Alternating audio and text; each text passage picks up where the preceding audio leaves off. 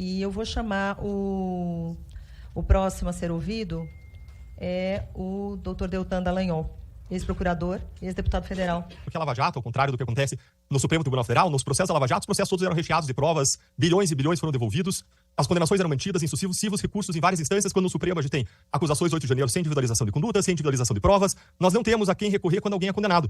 O advogado também falou de abusos e prisões preventivas. No caso da Lava Jato, não tinha uma prisão preventiva que passasse de 35 dias sem uma acusação formal. E nós vemos várias agora no Supremo Tribunal Federal. Poderia mencionar várias. Felipe Martins, Coronel Naime, Anderson Torres, Silvinei Vasquez, Cid, Coronel Cid, e vários outros que foram presos por mais de 35 dias, muito mais, meses e meses e meses, sem uma acusação formalizada. Então, realmente, houve vários abusos e prisões preventivas.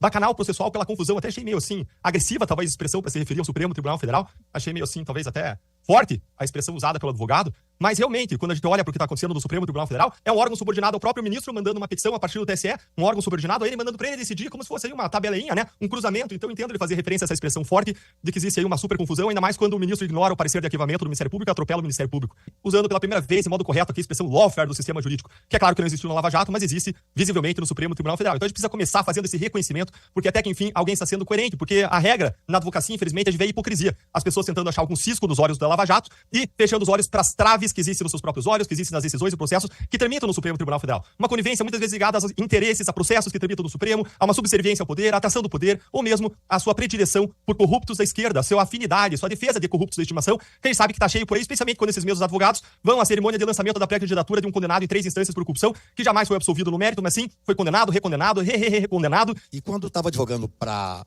Alberto Seff, em setembro de 2014, eu entrei com habeas corpus e os procuradores da Força Tarefa exigiram do Alberto Seff, que estava preso, que desistisse do habeas corpus.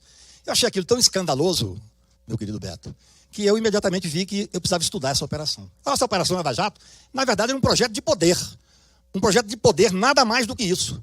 Eu não quero tocar em alguns detalhes. É claro que houve corrupção, é importante que faça o enfrentamento. Ninguém pode enfrentar a corrupção fazendo corrupção. Ninguém pode enfrentar a corrupção rasgando a Constituição da República. O ministro Gilmar Mendes deu uma definição exemplar sobre o que significa a Operação Lava Jato depois de tanto tempo. O maior escândalo judicial da nossa história. A Operação Lava Jato, nas palavras do ministro Gilmar Mendes, e olha que eu falei isso durante 13 anos, 12 anos correndo no Brasil, 8 anos já depois que esses procuradores da República, da Força Tarefa, coordenados por um juiz federal, o que é crime? Coordenados por um juiz federal, eles se sentiam semideus. Eles acreditaram na imprensa que os tornou semideuses e heróis da pátria, por serem indigentes intelectuais, absolutamente despreparados intelectualmente. Se tivessem lido Brecht, teriam visto que está lá, triste do país que precisa de heróis. Ou se tivesse lido Fernando Pessoa no poema Em Linha Reta, que fale, arre, estou farto de semideuses, onde é que há homens no mundo? Eles acreditaram que eram deuses e semideuses e atropelaram a Constituição e os direitos e garantias constitucionais. Essa é a definição hoje, depois de tantos anos da Lava Jato. O ministro Gilmar Mendes, ele diz que, infelizmente, a Operação Lava Jato, coordenada por um juiz que tinha os seus procuradores adestrados. Isso hoje não tem dúvida disso. Está comprovado. Ele disse que terminou como uma organização criminosa. Olha como é grave. Sabe por que eu tenho o maior prazer de estar aqui em frente a essa casa que eu respeito tanto? Porque não é possível que o Supremo Tribunal Federal diga que houve corrupção no sistema de justiça ao tornar parcial aquele julgamento famoso e histórico do Supremo Tribunal, anulando as sentenças. Eu pergunto aos senhores que são, às vezes, nem são estudantes de direito, nem são advogados. Por que o sítio de São Paulo foi julgado em Curitiba por uma questão política? Por que o triplex do Lula foi julgado em Curitiba por uma questão política? Aquilo que interessava ao senhor Sérgio Moro e os seus procuradores adestrados, ele levava para ele, porque ele foi o responsável, inclusive, boa parte responsável, pela instalação do fascismo do Brasil. Porque ele foi o grande eleitor de Bolsonaro. Ao prender o Lula, que era o único que estava na frente de Bolsonaro naquele momento, manter o Lula preso 580 dias, e depois aceitar. Olha, numa definição clássica que qualquer menino de primeiro ano do direito sabe disso. A definição clássica de corrupção. Ele pegou o ato de ofício, prendeu o Lula, e depois ainda com a toga nos ombros, teve a disfarçatez de aceitar ser ministro da Justiça daquele que ele tinha conseguido eleger. Isso é um escândalo. Isso é um escárnio. Felizmente a história está mostrando quem era esse grupo que coordenava a organização. Eu nem vou falar do prejuízo que deu para o Brasil, porque teremos várias pessoas que viram aqui para fazer esse enfrentamento. O meu curto espaço de tempo será para fazer o enfrentamento daquilo que para mim é o mais importante. Um grupo apoiado pela grande mídia, ainda temos aí as viúvas da Lava Jato frequentemente na grande mídia, um grupo que acabou com a reputação de muitas pessoas sérias do Brasil, que fez o enfrentamento. Eu fui advogado de mais de 20 pessoas na Operação Lava Jato. É humilhante. O que eles fizeram com o Instituto da Delação Premiada, qualquer advogado sabe disso, foi um estupro do Instituto. Porque o subprocurador da República admitiu, por escrito, no STJ, e não teve absolutamente nenhuma reação por parte dos procuradores, que eles faziam as prisões para obter delação. Isso é um escárnio. Isso é tortura. Tortura legalizada em nome do combate à corrupção. Imagine o que é você levar o cidadão para a prisão, sendo muitas vezes inocente. E vou relatar um caso aqui que me dói relatar. Eu fui advogado do Raul Smith, um brasileiro português em Lisboa. Ganhamos a extradição. E aí, estranhamente, logo em seguida, houve uma busca e apreensão na casa da filha dele, que era cineasta, que não tinha nenhuma ligação, absolutamente nenhuma ligação, com o que o pai fazia. Depois ficamos sabendo dos diálogos, onde diziam, vamos prender a filha que ele volta para o Brasil. Criminosos, covardes! Ir para cima de uma menina inocente que não tinha nenhuma relação com o que estava sendo investigado. Essa é, para mim, uma definição exata. Sabe o que é prender uma pessoa inocente para conseguir delação? É crime, é tortura, mea culpa.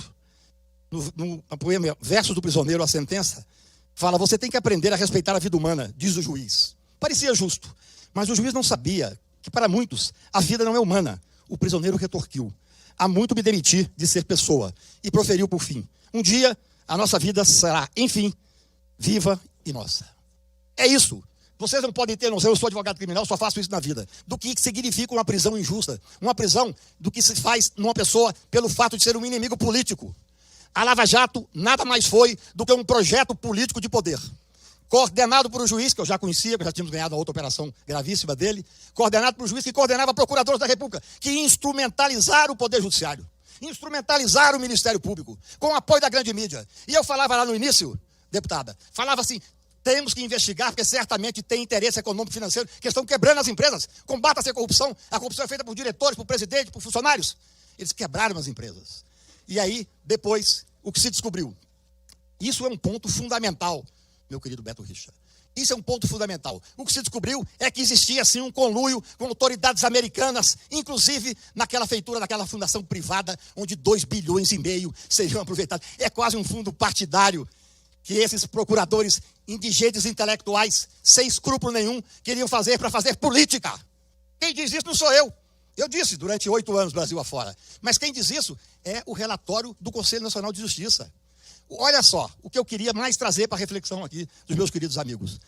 O mais importante, Lígia, é a gente ter a certeza que a Lava Jato não acabou. A Lava Jato está agora num processo diferente, de necessária investigação dos crimes cometidos por esse juiz, por alguns outros juízes e pelos procuradores que faziam parte da força-tarefa.